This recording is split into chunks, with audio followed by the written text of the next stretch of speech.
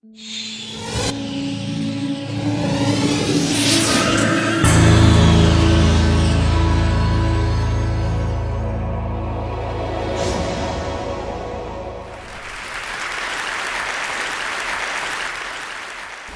do you explain when things don't go as we assume? Or better, how do you explain when others are able to achieve things that seem to defy all of the assumptions? For example, why is Apple so innovative? Year after year after year after year, they're more innovative than all their competition. And yet, they're just a computer company. They're just like everyone else. They have the same access to the same talent, the same agencies, the same consultants, the same media. Then why is it that they seem to have something different? Why is it that Martin Luther King led the civil rights movement? He wasn't the only man who suffered in a pre-civil rights America, and he certainly wasn't the only great orator of the day. Why him? And why is it that the Wright brothers were able to figure out controlled powered manned flight when there were certainly other teams who were better qualified, better funded, and they didn't achieve powered manned flight, and the Wright brothers beat them to it? There's something else at play here. About 3.5 years ago, I made a discovery, and this discovery profoundly changed my view on how I thought the world worked, and it even profoundly changed the way in which I operate in it. As it turns out, there's a pattern. As it turns out, all the great and inspiring leaders and organizations in the world, whether it's Apple or Martin Luther King or the Wright brothers, they all think, act, and communicate the exact same way, and it's the complete opposite to everyone else. All I did was codify it.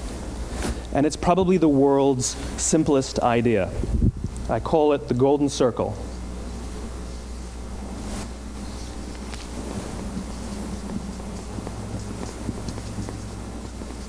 Why, how, what? This little idea explains why some organizations and some leaders are able to inspire where others aren't. Let me define the terms really quickly.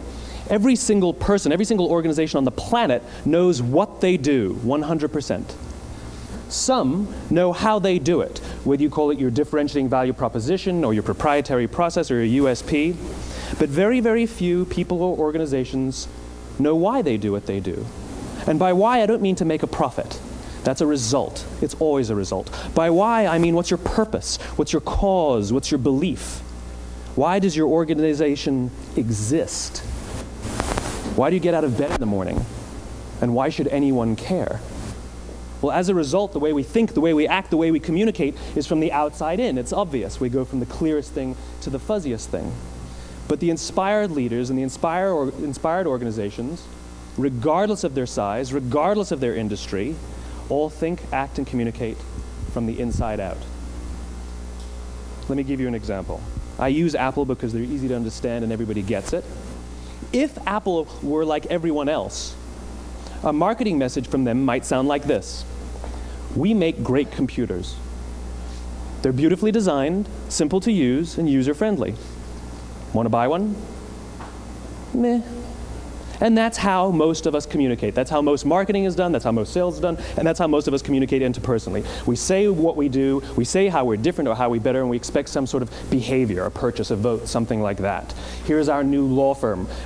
We have the best lawyers with the biggest clients. We have, we always perform for our clients, do business with us. Here's our new car. It gets great gas mileage. It has, leather seats. Buy our car.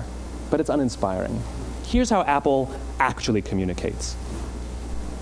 Everything we do, we believe in challenging the status quo. We believe in thinking differently. The way we challenge the status quo is by making our products beautifully designed, simple to use, and user-friendly. We just happen to make great computers. Want to buy one? Totally different, right? You're ready to buy a computer from me. All I did was reverse the order of the information. What it proves to us is that people don't buy what you do, people buy why you do it. People don't buy what you do, they buy why you do it. This explains why every single person in this room is perfectly comfortable buying a computer from Apple. But we're also perfectly comfortable buying an MP3 player from Apple, or a phone from Apple, or a DVR from Apple. But as I said before, Apple's just a computer company. There's nothing that distinguishes them structurally from any of their competitors. Their competitors are all equally qualified to make all of these products. In fact, they tried. A few years ago, Gateway came out with flat screen TVs. They're eminently qualified to make flat screen TVs. They've been making flat screen monitors for years. Nobody bought one. And Dell came out with MP3 players and PDAs. And they make great quality products, and they can make perfectly well-designed products, and nobody bought one. In fact, talking about it now, we can't even imagine buying an MP3 player from Dell. Why would you buy an MP3 player from a computer company? But we do it every day. People don't buy what you do, they buy why you do it. The goal is not to do business with everybody who needs what you have. The goal is to do business with people who believe what you believe. Here's the best part. None of what I'm telling you is my opinion. It's all grounded in the tenets of biology, not psychology, biology. If you look at a cross-section of the human brain, looking from the top down, what you see is the human brain is actually broken into three major components that correlate perfectly with the golden circle. Our newest brain, our Homo sapien brain, our neocortex, corresponds with the what level. The neocortex is responsible for all of our rational and analytical thought and language. The middle two sections make up our limbic brains, and our limbic brains are responsible for all of our feelings, like trust and loyalty. It's also responsible for all human behavior, all decision-making, and it has no capacity for language. In other words, when we communicate from the outside in, yes, people can understand vast amounts of complicated information like features and benefits and facts and figures. It just doesn't drive behavior.